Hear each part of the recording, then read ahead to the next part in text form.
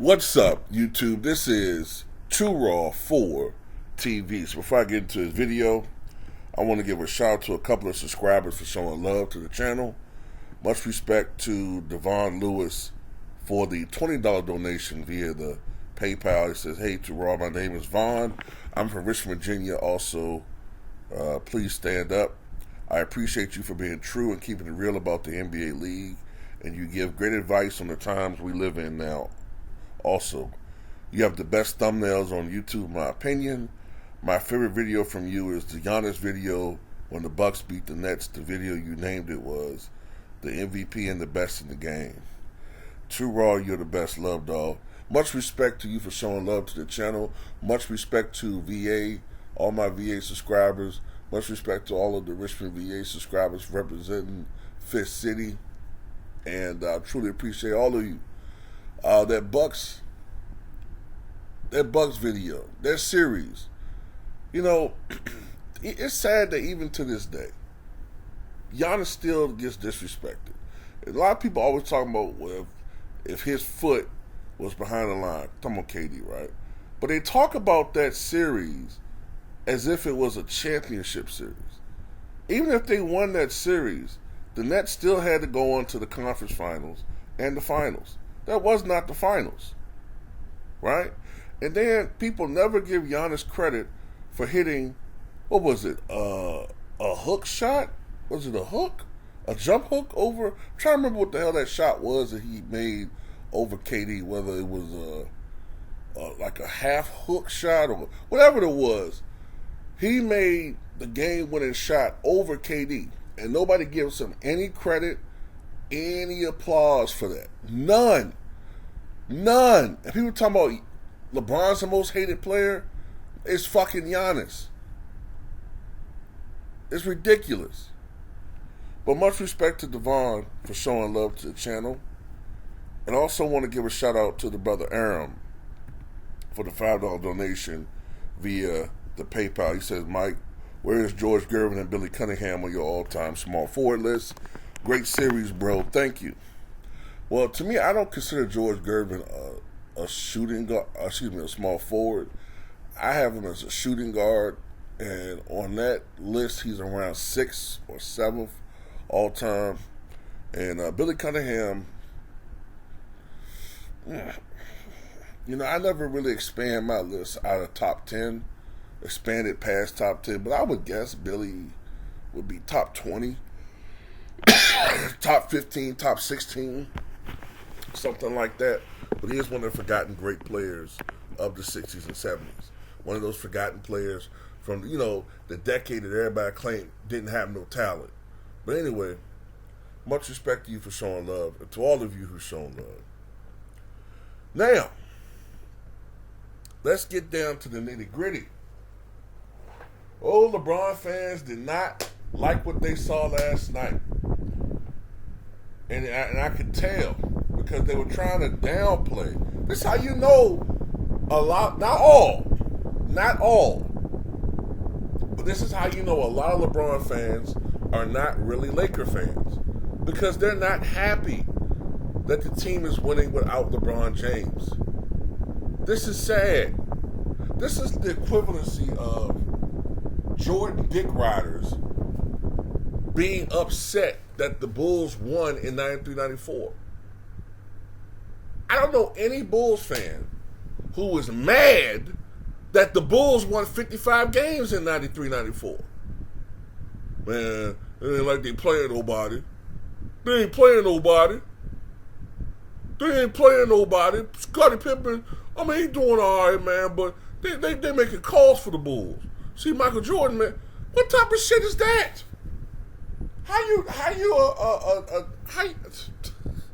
I warned you about these guys, man. Not all of them.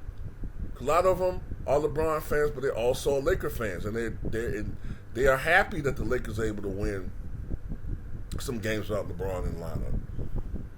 But some of these dudes, nope.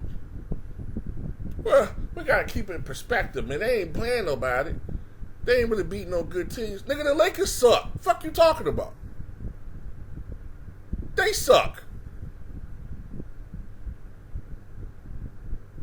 And weren't they the worst team in NBA history at one point? Now all of a sudden, well, they ain't beat nobody.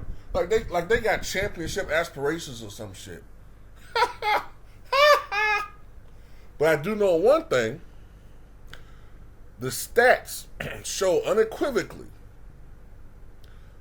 that the Lakers are better off with Russell Westbrook having the basketball in his hands and in his role of coming off the bench. And they have been better offensively since LeBron has been out of the lineup. Hey, I'm not saying they're a better team without him. I'm just saying the offense runs smoother without him because of the way he's been playing.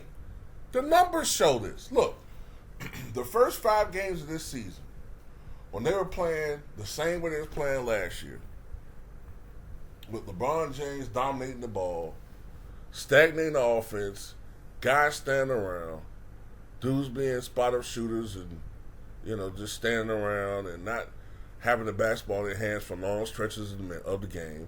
Anthony Davis drifting further to the three-point line because LeBron needs to drive to the basket and, LeBron being ball dominant. Look, first 5 games, the Lakers went 0-5. They went 0 for 5. Now, because they were playing defense at a high rate, they were in some of these games. But the problem was, in today's NBA standards, they couldn't score enough. They were only averaging 102.2 points per game. They shot 41.6% from the floor those first 5 games and 23.7% from beyond the arc, led by LeBrick himself, who was the worst three-point shooter in the NBA. You can't win a game in the NBA averaging 102 points a game. You just can't. Not today's NBA. Back in the 2000s, yeah, that was a decent scoring amount. But when the league averages 112, nah. But since Russell Westbrook went to the bench, the Lakers have gone from 102.2 points per game during the 0-5 LeBron dominant era, first 5 games, to 115.5 points per game. Yep, from 102.2 to, in the last 10 games, 115.5. The shooting accuracy has gone from 41.6% to 48.5%. That's a phenomenal increase. 3-point percentage, 23.7% to 35.9% over the past 10 games. And they are 5-5 since Russell Westbrook went to the bench. All 5 of their victories have come since Russell Westbrook went to the bench. As a matter of fact, and this is what's going to really devastate the Dick Licks, since LeBron James has been out last 4 games, the last 4 games, the Lakers are shooting 51% from the floor, 38% from 3, and averaging 120 points a game. Now, their defense has kind of slacked off, but offensively, the Lakers have been great, led by none other than Anthony Davis, who all of a sudden, numbers-wise, over the last 4 games, by the way, the last 4 games, Lakers are 3-1, he's been arguably top 2 big man in the NBA. The big man that we know he could be. This is the Anthony Davis the Lakers forecasted and projected that he would be. If he could just play this role. And he would play this role if you could just fucking trade a certain balding, aging kid from Akron who's still been complaining about the team and they need to make trades with the picks and He don't get enough respect from the organization, and they didn't treat him like they treated Kobe. This guy's still whining. Trade this old whining bitch and get something in return, and I'll rock with that team. Add some nice pieces to this team. Fuck LeBron. Let him go somewhere else. Fuck his fucking scoring champion. Fuck that scoring shit.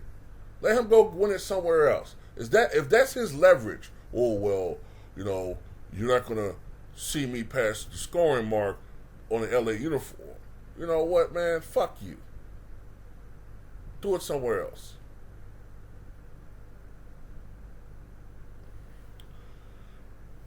But like I've said before, I'm not saying that they can win a championship without LeBron James.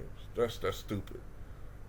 But the way that he's playing basketball, if they go back to that, they're gonna lose 5-6 games in a row again, and you'll see a sorry ass narrative about how the Lakers can't win because they don't have talent around. It's not the talent. It's the way that LeBron James, honestly, I hate to keep just bringing up on him, but the evidence is overwhelming. It's the way that he's playing basketball. And if you know anything about basketball, you take your biases out of the way. He's hurting the fucking team. Look, in all the games that he scores 30 points or more, all right, since he's been with the team, he's scored 30 points or more, I think 47 times. The Lakers are 21-26 in those games. That should tell you something. They're 21-26 in those games where he scores 30 points or more. Last year when he averaged 30 points a game, 91.5% of the time his points came in garbage time. Garbage time, which meant when the Lakers were down 15 points or more. Those points are not relevant. They're not impactful. This isn't the same LeBron. This ain't even the same LeBron from the bubble. Age has caught up with him. Father Time has caught up with him. And the only way this Laker thing is going to work, if AD is the number one option, like we said, he has to take the most shots. Now, Westbrook has embraced his role. Now, I want to see all these people who talk about how Russell Westbrook only cares about stats. Because when I watch him, he's not out there chasing triple-doubles. He's not out there trying to chase rebounds. He's doing whatever the fuck he can. He's bought into this role after much trepidation, which he should not have been doing. But he's brought into this role. The one motherfucker that needs to fucking be in line and sacrifice is LeBron. Didn't fucking Chris Bosh sacrifice? Didn't Kevin Love sacrifice?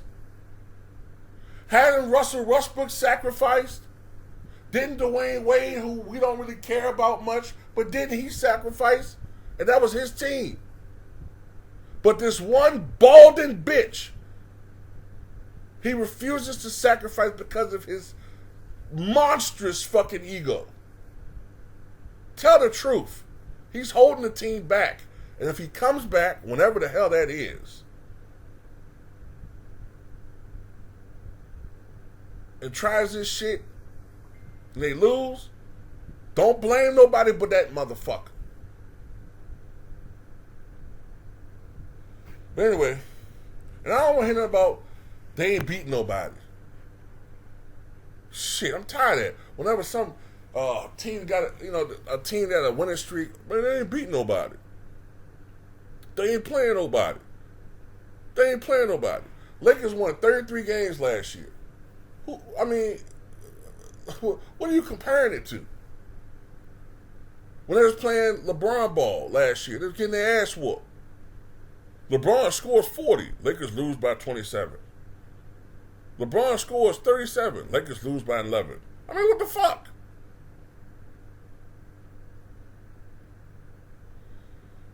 But I know some people, first thing they do, look in the box score, look at Russell Westbrook, look see what he shot, look at his turnovers. I mean, see, you can't win with this guy. You can't win with Russ, man. Man, he turned the ball over 4 times, man. Man, you just can't win with Russ. The problem is Russ. Man, ain't nobody buying that shit no more, man. Ain't nobody buying that stupid ass narrative.